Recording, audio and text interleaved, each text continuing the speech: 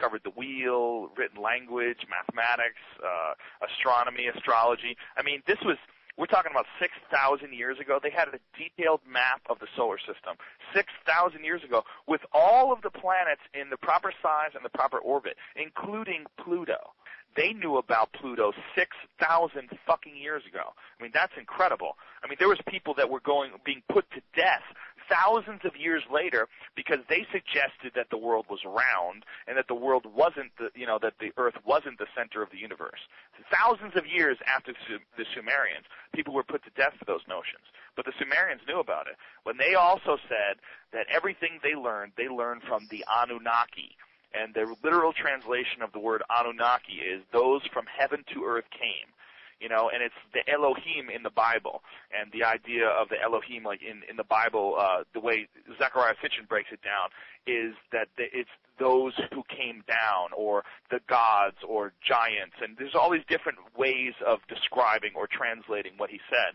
But what he attributes it all to is another planet that it's on an elliptical orbit that comes in between Mars and Jupiter every 3,600 years. And this planet is called Nibiru. And what Zechariah Sitchin says, and this is where it gets really kooky, he says that human beings are the product of accelerated evolution, and that what these Nibiru people, these Anunnaki, have done is fuck with their DNA and create human beings. So they would add, Anunnaki DNA and create us. Wow. Who the fuck knows? But it's fun to read.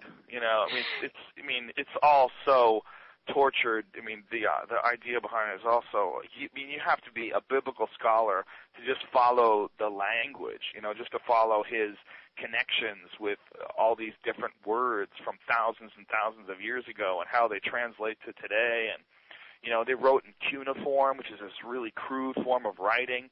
But the really interesting thing of the photographs of the clay tablets that these people made back then, the inscriptions that show the solar system, the inscriptions that show they had the double helix for DNA, that they already understood that back then, 6,000 years ago.